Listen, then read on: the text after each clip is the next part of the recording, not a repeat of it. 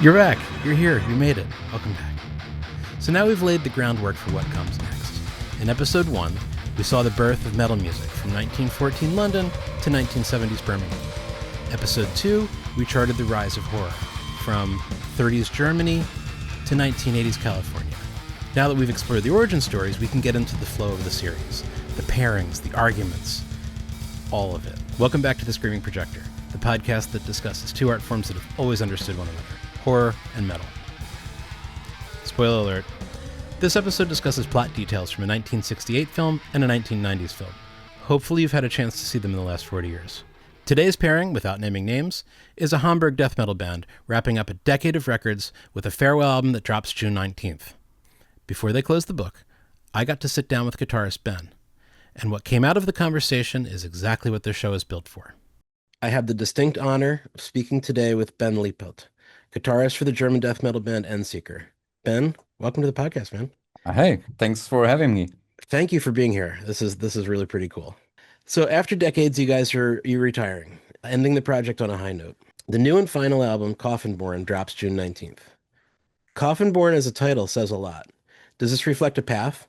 I mean, the band itself is called Endseeker. How does Coffin Born resonate as a farewell album? Yeah, it works. I mean, it's an EP, not an album actually, to Okay. be precise. But and that's on purpose because we wanted to end this like we started. We started off with an EP back in the days, and Sure. we thought like then EP to end all of this is quite nice. Two films today. A 1990 creature feature set in the Nevada desert in a town called Perfection, a film that was supposed to fail, almost did, but became a cult classic. The second, a 1968 psychological horror thriller set in a Manhattan apartment where the most terrifying thing on the screen isn't a monster, it's the people smiling at you. Neither film is about the other. Neither song was written with these films in mind. But I think they're all asking the same question. What's lurking under your feet, and how long have you been standing there? Today's pairing. The band Endseeker, the song Global Warming, the movie Tremors. The second song, Unholy Rites, the movie Rosemary's Baby. Let's go. Their 2023 record Global Warming was the one that broke them to a wider audience. Their farewell EP, Coffin Born, drops June 19th. It's named after an actual 18th century burial phenomenon. I could explain the title, but I think Ben does it better. Yeah, the title. I mean, like all death metal albums have creepy titles, don't they? I mean, Absolutely. that's part of the game. And while I was writing lyrics for the songs, I was reading about this phenomenon, like back from the, I don't know, 18th century or whatever, way before they did like autopsies and dissections and stuff on people. And so when pregnant women died and they got buried, sometimes their bodies got bloated in the coffin and they pushed the baby out the kennel, and that was called a coffin birth. And Wow. I thought that's gnarly. Absolutely. And yeah, so we, of course, in the song, we take it a step further, and the baby is undead and feasting on its own mother, before it digs its way up to the surface. Of course. Of course. There you go. That is the kind of detail Endseeker finds and runs with. Historically accurate, deeply grim, but somehow, in their hands, almost funny. I had an amazing conversation with Ben. We talked about the record, the band ending, and the relationship between horror and metal. And before we could even get into the first pairing, he said something that stopped me in my tracks. We were talking about Sabbath, about the show's first episode, the origins of everything, the tritone, all of that, and Ben said this. Whatever primitive technology they had when they were making movies in the 20s and 30s sounds extra spooky when you listen to it now. Sure. But like when we were talking about Black Sabbath, for Yeah. instance, first album, first song, Yep. it is a horror movie that you're listening to. And Ozzy's vocals on that, dude, gives me chills Oh, every time. hell yeah. It's Fuck yeah. super spooky, super creepy. And yeah, just three notes. Boom, boom, boom. That's Yep. And amazing. It's a masterpiece. a working metal guitarist talking about his own farewell record, independently arriving at the thesis of the entire podcast. Metal and horror have always understood one another.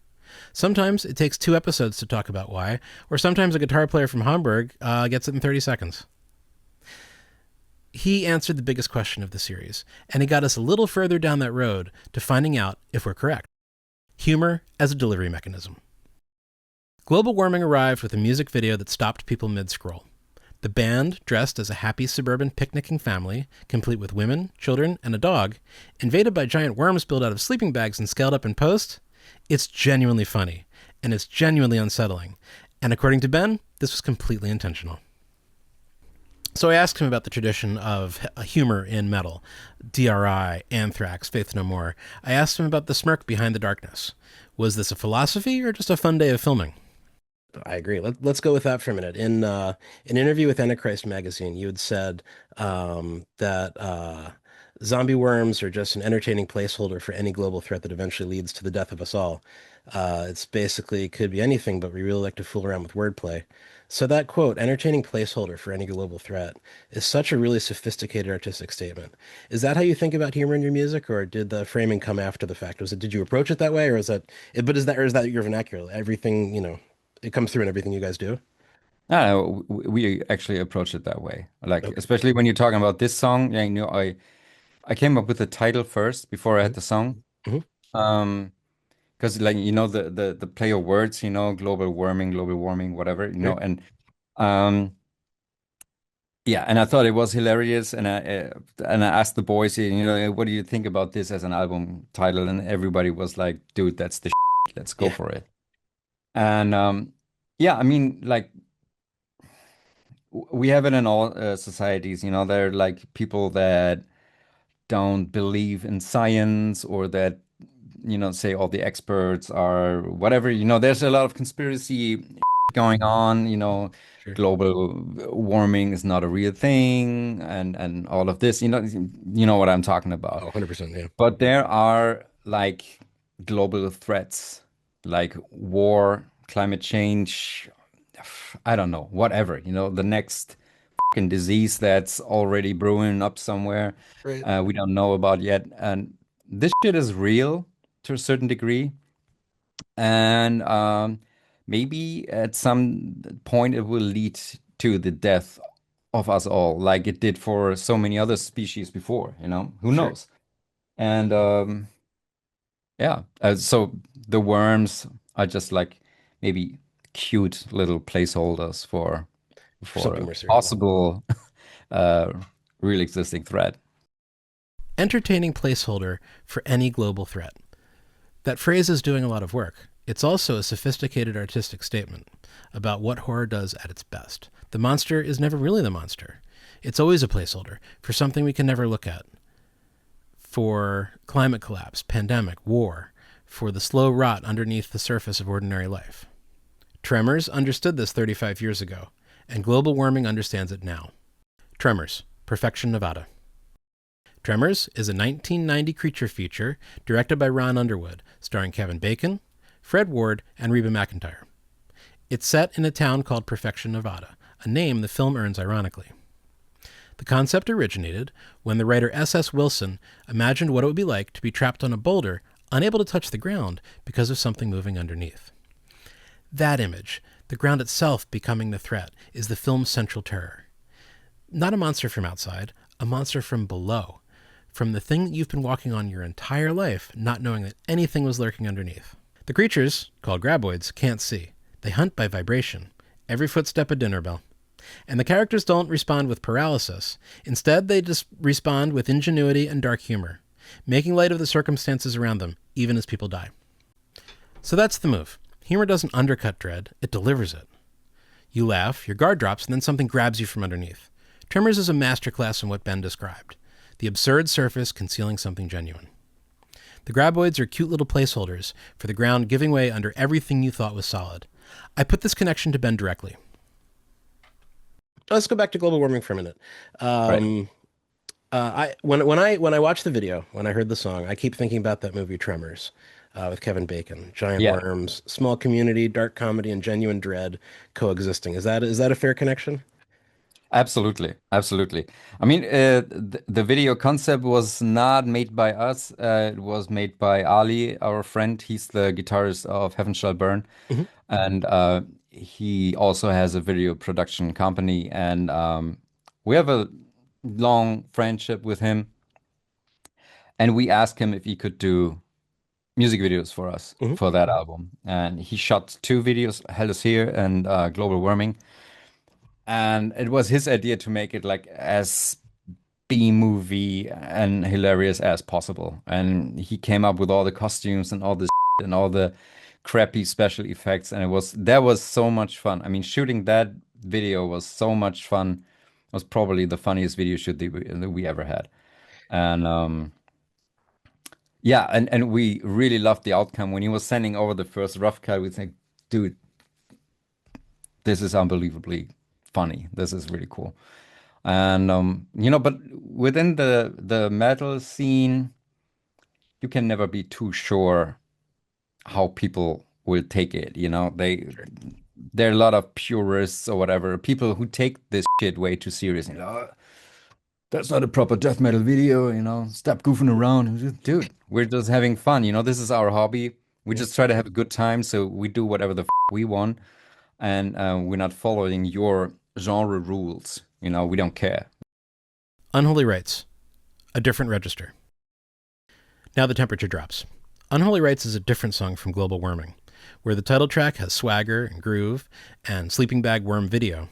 Unholy Rites has weight, deliberateness, something older in it. The smirk is gone, something else replaces it. So I asked Ben about the shift, whether there was a specific horror tradition that he was drawing from with Unholy Rites. I mentioned to him that the song for me evokes films like The Ninth Gate, Rosemary's Baby, and The Blood on Satan's Claw. To me, ancient evil operating quietly. His answer was not what I expected, and it was better for it. When I was listening to Unholy Rites, compared to the rest of the album, it seemed like there was something older that came from a specific place. To me, it evokes films like The Ninth Gate or Rosemary's Baby or even Blood on Satan's Claw, ancient evil operating quietly. Is there a specific horror tradition you were drawing from there compared to maybe anything else on the album? Mm, you mean like video wise or lyrically? I mean, we when I wrote the lyrics for Unholy Rites, I had like I don't know, Night of the Living Dead or whatever, stuff like that in mind. Like the classic zombie chase thing, lurking in the dark and whatever, feeding of living people. That's super cliche. When I was writing that was just like 100% cliche and just fun. Night of the Living Dead, classic zombie horror. 100% cliche and just fun. Not the occult conspiracy that I heard in it, something more raw and straightforward. That's the show's method working exactly as it should. I brought a frame, Ben gave me something different. And now the question becomes, how does a song written about lurking zombies end up sounding, to my ears, like ancient ritual? What is it about the register of dread that bleeds across horror, that bleeds across traditions? That's not a problem. That's the conversation. Rosemary's Baby, the conspiracy you live inside. Roman Polanski's Rosemary's Baby puts Satanism on the American screen in a way that nobody had dared before. Not by sensationalizing it, but by domesticating it. He put it in a well-decorated Manhattan apartment where your neighbors bring you casseroles. Rosemary is pregnant. Her pregnancy is going wrong in ways she can feel but cannot name. Her husband dismisses her. Her doctors dismiss her. Every person she trusts is part of a deeper conspiracy. It's a conspiracy she can't prove because it's hidden inside the most normal-looking life imaginable. The horror isn't loud, it's patient. It's been there longer than she has. The connection to Unholy Rites isn't about Satanism specifically, it's about the texture, the ritual operating just below normal life, the ancient and patient thing that's wearing a friendly face. You don't see it coming because it doesn't look like what you think horror should look like. The connection. What's under the surface? 2 songs, 2 films, 4 different ways of saying the same thing. Global Warming and Tremors use humor as a delivery mechanism, the absurd surface concealing genuine dread underneath. The worm you laugh at is a placeholder for what actually scares you. The joke and fear are the same thing. Rosemary's Baby and Unholy Rites use the opposite approach. No humor, no absurdism, just a slow accumulation of wrongness hiding in plain sight. The horror isn't loud, it's patient, it's been there longer than you have. What connects all four is the thing underneath. In Tremors, it's literal. The ground moves. In Rosemary's Baby, it's the social fabric. Every relationship, every casserole. In Global Warming, it's civilizational rot dressed up as a suburban ideal. In Unholy Rites, it's ancient operating inside the texture of daily life. That's the show. That's why we're here. Coffin Born drops June 19th. Go have a listen. You can find the full interview with Ben on Patreon. And watch Tremors and Rosemary's Baby back to back. One makes you laugh, the other one makes you trust no one. Together, they cover the whole field. I'd love to hear what you think. Drop a comment here, email me, dave@screamingprojector.com. Next episode, a song built from music written in 1914, a riff that took 18 months to finish, and a witch's curse that waited 300 years to collect what it was owed. Until then, stay heavy, stay scared, stay skeptical, and watch where you step. Fulci lives. That's a wrap on this one. Thank you for listening to Screaming Projector. New episodes drop regularly. You can follow us on Instagram at Screaming Projector, and you can find everything at screamingprojector.com. I'd like to hear what you have to say. I want to know what your thoughts are. Hit me up at dave@screamingprojector.com. And if you're watching this on YouTube, please hit like and subscribe. It genuinely helps new people find the show. If you'd like to help support what we're building here, we're on Patreon. Every little bit helps. Until the next time, stay heavy, stay scared. Fulci lives. Screaming Projector is a production of Screaming Projector Media. Teen and Dave.